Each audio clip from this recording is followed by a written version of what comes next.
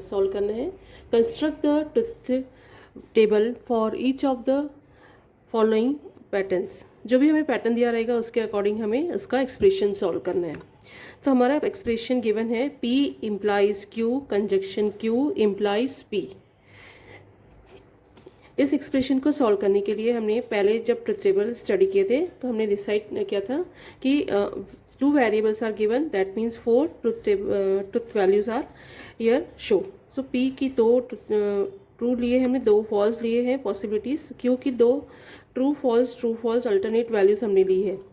उसके बाद जब हम P implies Q third column देखेंगे तो इम्प्लीकेशन या कंडीशनल जिसको हम बोलते हैं उसका स्टेटमेंट है whenever first is true second is false then it is false.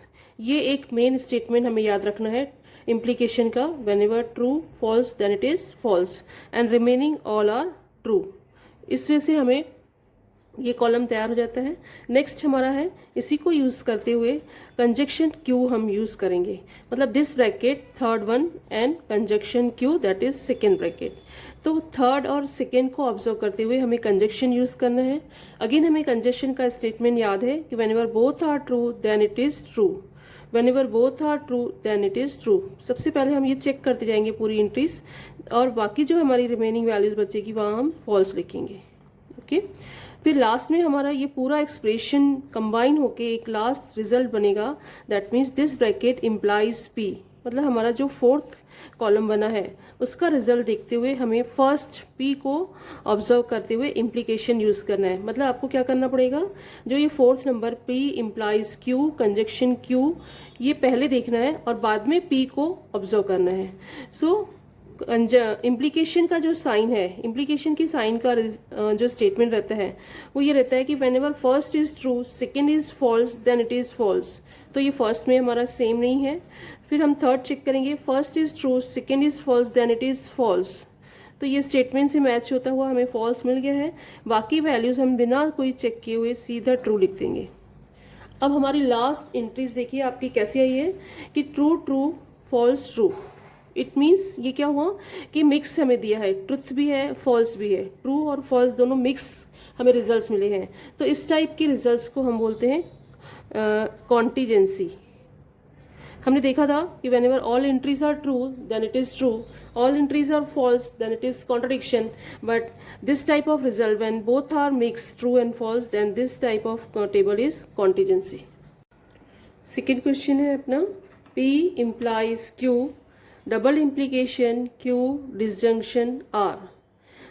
जो एक्सप्रेशन दिया हुआ है सबसे पहले हम इसमें डिसाइड करेंगे कि नंबर ऑफ वेरिएबल्स कितने हैं। तो 3 variables are given P Q and R। whenever 3 variables are given therefore there are 8 possibilities, so we divide into 2 parts, that is 4 true and 4 false।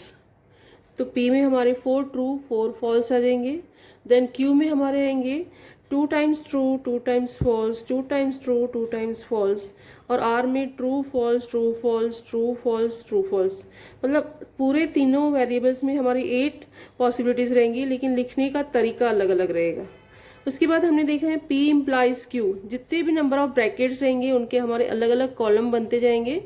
Q implies Q disjunction R, Q disjunction R, और फिर ये पूरा expression हम यहाँ लिखेंगे last column में P implies Q double implies Q disjunction R।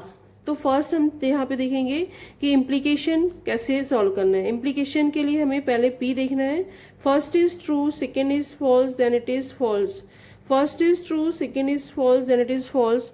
ये दो स्टेटमेंट्स हमारे according to definition of implication होगा कि उनकी वैल्यू फॉल्स हो जाएगी, और बाकी वैल्यूज हमें बिना कोई चेक किए हुए डायरेक्टली ट्रू लिख सकते हैं। डिसजंक्शन भी हम डेफिनेशन से ही लिखेंगे। डेफिनेशन होती है डिसजंक्शन की whenever both are false then it is false. तो Q और R को हम चेक करेंगे कि बोथ आर फॉल्स कहाँ है। बोथ फॉल्स यहाँ पे लास्ट फोर्थ एंट्री में है, so the fourth entry is false false then it is false. Again next fifth six seven eighth वाली एंट्री भी हमारी फॉल्स है। अब बाकी पूरी एंट्रीज हमारी मिक्स है, तो हम यहाँ डायरेक्टली लिख सकते हैं कि true true true true true. अब लास्ट हमारा रिजल्ट है, हमें इसको ऑब्जर्व करना है। Column number 4th and 5th। Column number 4th और 5th को हमें ऑब्जर्व करते हुए डबल इम्प्लीकेशन की साइन यूज़ करनी है। डबल इम्प्लीकेशन साइन का स्टेटमेंट रहता है whenever both are same then it is true. So हम चेक करेंगे 4th और 5th की एंट्री ट्रू है, both are same then it is true, again same then it is true, 3rd में same नहीं है, 4th में हमारी अगेन सेम है then it is true, and the last is false, 3rd one is also false. So again हमारे इस problem में भी all entries mix given है, so it is a type of contingency. Question number 2 हमें given है using truth tables prove the logical equivalence. Logical equivalence का meaning है कि आपको प्रॉब्लम में ये 3 इक्वल की साइन यहाँ पे दिखेगी। इट मीन्स इसके लेफ्ट में जो एक्सप्रेशन दिया हुआ है और जो इसके राइट में एक्सप्रेशन दिया हुआ है उन दोनों का एग्जैक्टली सेम एंट्रीज रहनी चाहिए। एग्जैक्टली सेम एंट्रीज रहने कैसे आएगी ये हम चेक करेंगे। तो again we have check how many variables are there are 2 variables p and q। So first p table बनाएंगे, q और p और q का ट्रुथ वैल्यूज लिखेंगे, 2 times true, 2 times false, true false, true false. Now 3rd one is the negation of p। So negation of p that means false false true true, ये p को observe करके हमने उसका negation लिखा है। तो हमारा ये फर्स्ट कॉलम है, ये सेकेंड, ये थर्ड। हम ये नंबर इसलिए लगा रहे हैं कि हमें इजी पड़ेगा कि किसका हमें ऑब्जर्वेशन देखना है। So the negation p conjunction q ये इक्विवेलेंस के लेफ्ट साइड में एक्सप्रेशन है। तो ये 4th को हमें अच्छे से याद रखना है कि ये इसकी एंट्री कैसी है। अब नेगेशन p कंजक्शन q मतलब हमें 2nd और 3rd को ऑब्जर्व करना है। 2nd 3rd को जब हम ऑब्जर्व करेंगे और कंजक्शन की डेफिनेशन यहाँ यूज़ करेंगे, मीन्स स्टेटमेंट यूज़ करेंगे whenever both are true then it is a true. तो हमारी 3rd एंट्री ट्रू आ गई है, बाकी पूरी एंट्रीज हमारी डिफरेंट है। सो हम यहाँ पे फॉल्स फॉल्स फॉल्स लिखेंगे। आपको सबको अगर 5 कनेक्टिविटीज़ के स्टेटमेंट याद है तो ये टेबल बनाना इजी लगेगा। सो यहाँ डिसजंक्शन की साइन दी हुई है, ये 5th नंबर कॉलम है, p डिसजंक्शन q। इसमें हमारा स्टेटमेंट है whenever both are false then it is false. तो फर्स्ट और सेकेंड p और q को हम ऑब्जर्व करेंगे और हमारी लास्ट एंट्री फॉल्स है, so it is false and remaining all are true. अब हमें ये करना है कि p conjunction disjunction q conjunction negation of p मतलब 5th और 3rd को ऑब्जर्व करेंगे हम और उसमें कंजक्शन की साइन अप्लाई करेंगे और फिर हम देखेंगे हमारा आंसर क्या आता है। अगेन कंजक्शन का स्टेटमेंट होता है whenever both are true then it is true. So हमारी 3rd एंट्री ट्रू आ गई है and remaining all are false. तो ये हमारा 6th नंबर कॉलम है। आप 4th और 6th को ऑब्जर्व करिए तो आप देखेंगे 2 फॉल्स हैं और 3rd one true, 4th one false, मतलब ऑल एंट्रीज आर सेम और entries are same.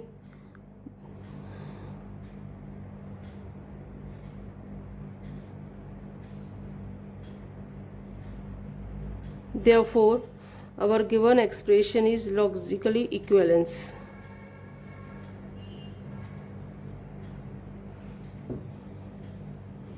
Next example देखेंगे हम।